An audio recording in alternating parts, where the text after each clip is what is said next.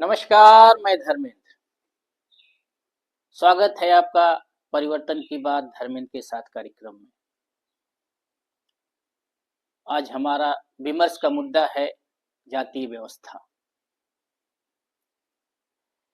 कहते हैं कि समय बदलता है, सोच बदलती है, पीढ़ियां बदल जाती हैं, लेकिन कुछ धारणाएं ऐसी हैं जो हमारे रगों में इस तरह बहती हैं कि वो सिर्फ सामाजिक संरचना नहीं बल्कि हमारी मानसिकता का हिस्सा बन जाती है। ऐसे ही एक धारणा है जाति। भारत में राजनीति और जाति का रिश्ता उतना ही पुराना है जितना लोकतंत्र का सपना। संविधान में हमने समानता, स्वतंत्रता और बंधुत्व का संकल्प लिया, परंतु व्यवहार में लोकतंत्र की जड़ों में जाति का प्रभाव गहराई तक समाया रहा। भारत में लोकतंत्र है, लेकिन लोकतंत्र का इंजन अभी भी जाति ईंधन से चलता है। नेता का भाषण विकास पर नहीं बल्कि जाति गौरव पर तालियां बटोरता है। हर चुनाव से पहले नेता कहते हैं कि हम विकास की राजनीति करेंगे, लेकिन टिकट वितरण के समय जातिगत समूह को समीकरण को प्रमुखता दी जाती है। अब सवाल उठता है कि क्या जातिवाद समाज के लिए अभिशाप है? जाति एक सामाजिक पहचान के रूप में बनी थी, पर जब वह श्रेष्ठता और हीनता का पैमाना बन गई, तभी वह समाज के लिए अभिशाप बन गई। बाबा साहब ने स्पष्ट रूप से कहा था, जाति भारत के समाज की सबसे बड़ी बीमारी है, जो न केवल समानता को नष्ट करती है बल्कि राष्ट्र की एकता को भी खत्म करती है। क्या पढ़े लिखे लोग जातिवादी नहीं होते? कई लोग कहते हैं कि अब जमाना बदल गया है। शिक्षित लोग जाति नहीं देखते, पर सच्चाई यह है कि शिक्षा ने केवल जाति का रूप बदला है, अस्तित्व नहीं मिटाया है। कई लोग कहते हैं कि जाति व्यवस्था खत्म कर दो। अब सवाल उठता है कि क्या अपनी पहचान मिटाना ही समाधान है? वास्तविकता यह है कि पहचान मिटाने से नहीं बल्कि सोच बदलने से समाज बदलता है। जाति एक सामाजिक पहचान है, इसे मिटाने से नहीं, इसकी सीमाओं को समझने से ही सुधार संभव है। इसलिए अपनी जाति, परंपरा, संस्कृति पे गर्व कीजिए, परंतु इस गर्व को दूसरों की अस्मिता पर बोझ मत बनाइए।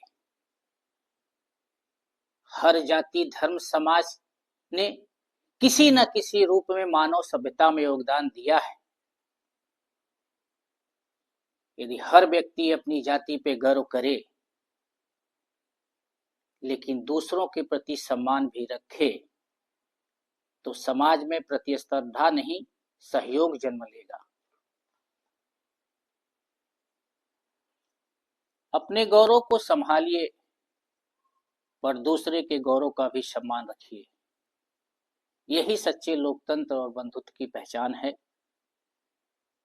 गांधी जी ने कहा था, हर जाति में कुछ अच्छा है और हर जाति में कुछ सुधार की गुंजाइश है। उनका उद्देश्य सुधार था, न कि उन्मूलन।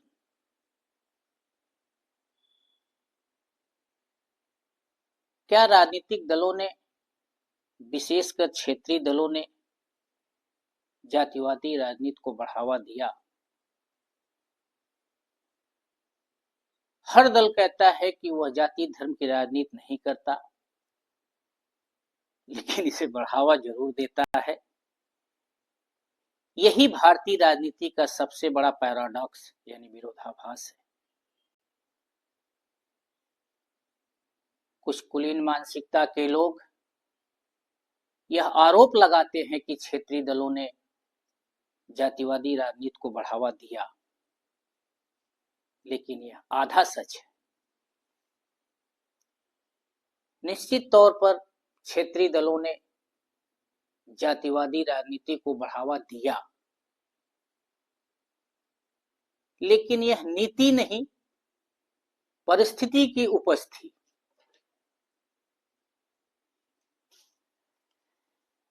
जैसे प्रतिनिधित्व की कमी।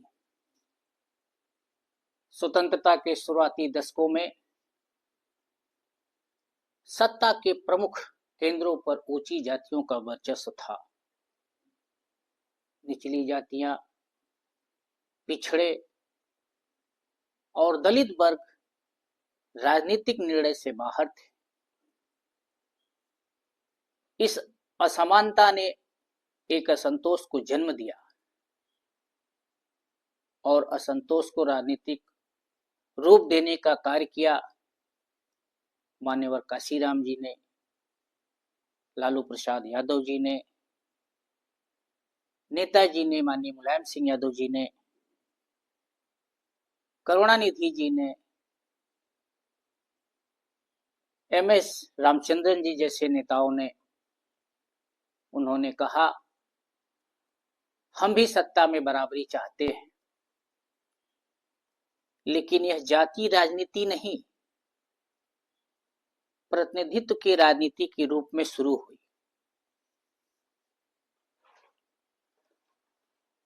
1990 के दशक में सामाजिक न्याय का नारा मंडल आयोग की सिफारिशों ने राजनीति को नया आयाम दिया।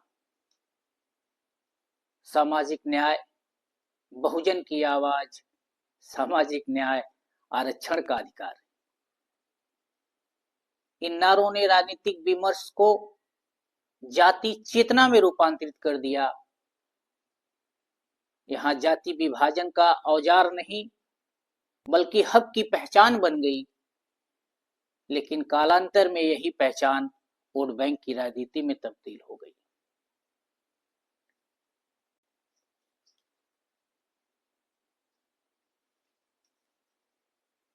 राष्ट्रीय दलों की विफलता।